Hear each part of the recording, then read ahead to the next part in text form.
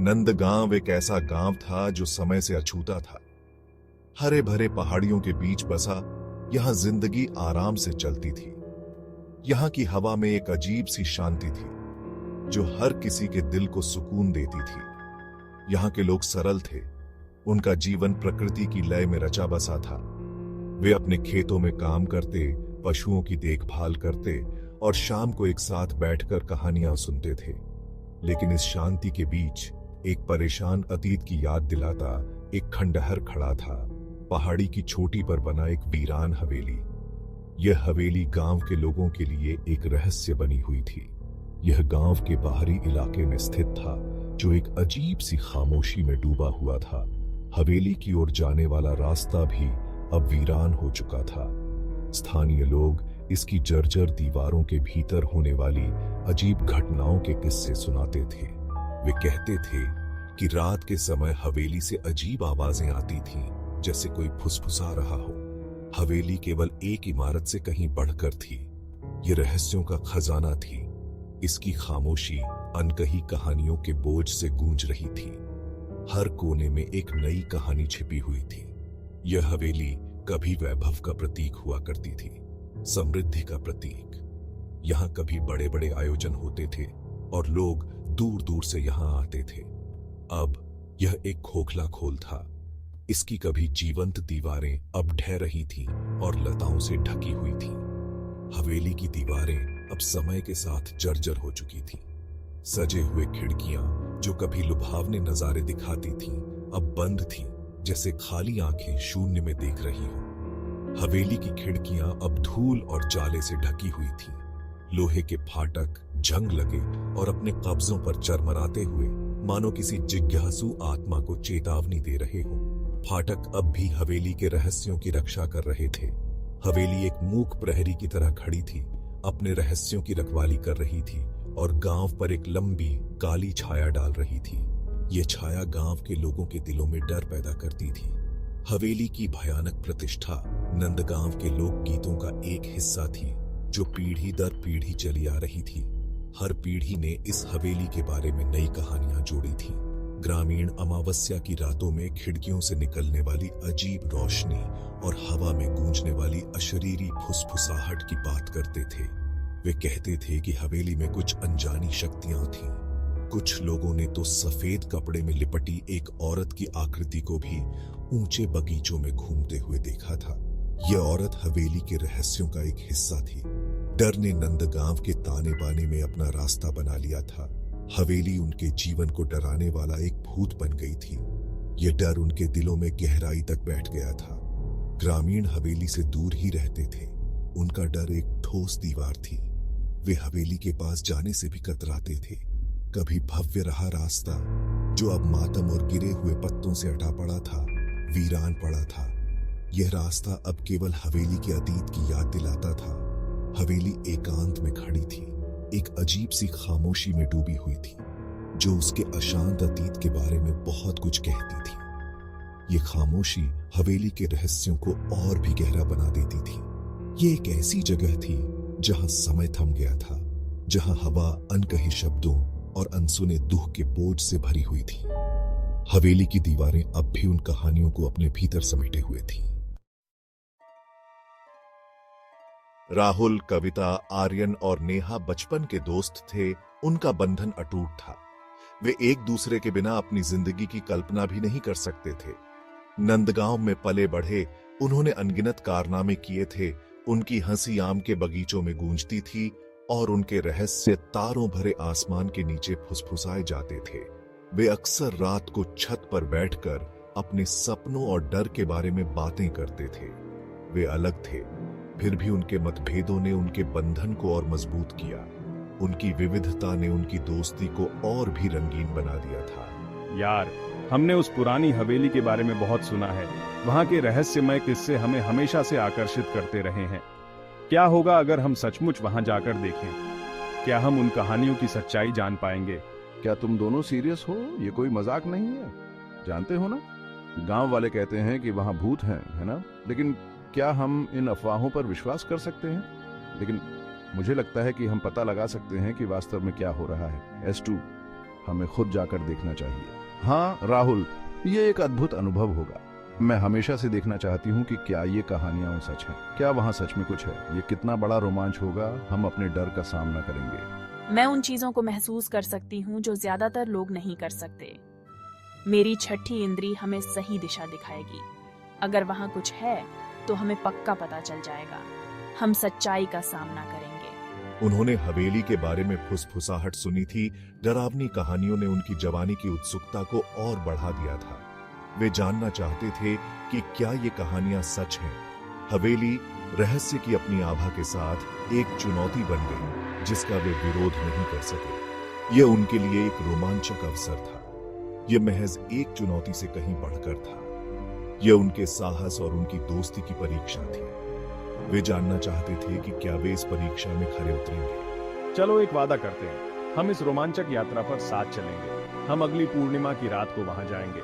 कोई पीछे नहीं हटेगा, हम सब साथ रहेंगे। मैं टॉर्च और फर्स्ट एड किट लाऊंगा। S2 तय हुआ। हम सब अपनी अपनी जिम्मेदारियां निभाएंगे। अंदर जो भी होगा हम उसका सामना एक साथ करेंगे। हम एक दूसरे का साथ नहीं छोड़ेंगे। और मैं अपना इंट्यूशन लाऊंगी। ये हमें सही रास्ता दिखाएगा। हम यह कर सकते हैं। हमें खुद पर और अपनी दोस्ती पर भरोसा है। एक उमस भरी दोपहर, गर्मी के सूरज की चिलचिलाती गर्मी के तहत उन्होंने एक समझौता किया। यह समझौता उनकी दोस्ती को और मजबूत करेगा। वे अगली पूर्णिमा की रात को हवेली में प्रवेश करेंगे। एक ऐसा समय जब जीवित और मृत के बीच के पर्दे को सबसे पतला कहा जाता है। यह समय उनके लिए सबसे उपयुक्त था। वे अपने सामान्य स्थान गांव के किनारे पर एक पुराने बरगद के पेड़ के चारों ओर इकट्ठा हुए, जिसकी शाखाएं चिलचिलाती धूप से राहत देती थीं। यह पेड़ उनकी मुलाकातों का गवाह था। हवा प्रत्याशा से भरी हुई थी। उनके फैसले का भार खामोशी में लटका हुआ था। वे जानते थे कि यह निर्णय उनके जीवन को बदल सकता है। जैसे ही सूरज ढलने लगा, गांव में लंबी लंबी परछाइयां पड़ने लगी। उन्होंने अपनी योजना को अंतिम रूप दे दिया। यह योजना उनके लिए एक नई शुरुआत थी। उनमें से प्रत्येक की भूमिका थी। उनकी व्यक्तिगत ताकत समूह के उद्देश्य को पूरा करती थी। वे एक दूसरे पर निर्भर थे। वे टॉर्च, प्राथमिक उपचार किट और अपनी दोस्ती पर अटूट विश्वास के साथ हवेली में प्रवेश करेंगे। यह यात्रा उनके लिए एक महत्वपूर्ण मोड़ थी। उनके दिल डर और उत्साह के मिश्रण से धड़क रहे थे। यह अनुभव उनके लिए अविस्मरणीय होगा। वे जानते थे कि वे अज्ञात में कदम रख रहे हैं। उनका भाग्य अधर में लटका हुआ है, लेकिन वे तैयार थे। फिर भी कोई झिझक नहीं थी, कोई दूसरा अनुमान नहीं था। वे अपने निर्णय पर अडिग थे। वे अपने वादे से बंधे थे। उनका भाग्य प्रेतवाधित हवेली के रहस्यों से जुड़ा हुआ था। यह वादा उनकी दोस्ती का प्रतीक था। पूर्णिमा की रात आई, जिसने नंदगांव पर एक अलौकिक चमक बिखेर दी। यह रात हमेशा से रहस्यमयी और आकर्षक मानी जाती थी, जैसे कि यह अपने भीतर कुछ छुपाए हुए हो। गांव, जो आमतौर पर झींगुरों और सरसराते पत्तों की आवाजों से गुलजार रहता था, असामान्य रूप से शांत था। यह शांति एक अजीब सी बेचैनी पैदा कर रही थी, जैसे कि कोई अनहोनी होने वाली हो। हवा प्रत्याशा से भरी हुई थी। हवा में एक स्पष्ट तनाव लटका हुआ था। हर कोई इस रात के रहस्य को जानने के लिए उत्सुक था, लेकिन साथ ही डर भी था कि क्या होगा। चारों दोस्त अपने तय स्थान पर मिले। उनके चेहरे चांदनी से जगमगा रहे थे। उनकी आंखों में एक अजीब सी चमक थी, जो उनके साहस और डर दोनों को दर्शा रही थी। रात के सन्नाटे में वे अपने ही दिल की धड़कनें सुन सकते थे, जो तेज और उन्मत्त थीं। यह धड़कनें उनके अंदर के डर और उत्साह को बयां कर रही थीं। यही तो है, अब पीछे मुड़कर नहीं देखना है। हमें अपने डर का सामना करना होगा और आगे बढ़ना होगा। मैं तैयार हूँ। चलो ये करते हैं। हम सब साथ हैं और हमें एक दूसरे का साथ नहीं छोड़ना चाहिए। बस याद रखना, साथ रहना। अंदर जो भी होगा हम एक टीम की तरह उसका सामना करेंगे। हमें एक दूसरे पर भरोसा करना होगा।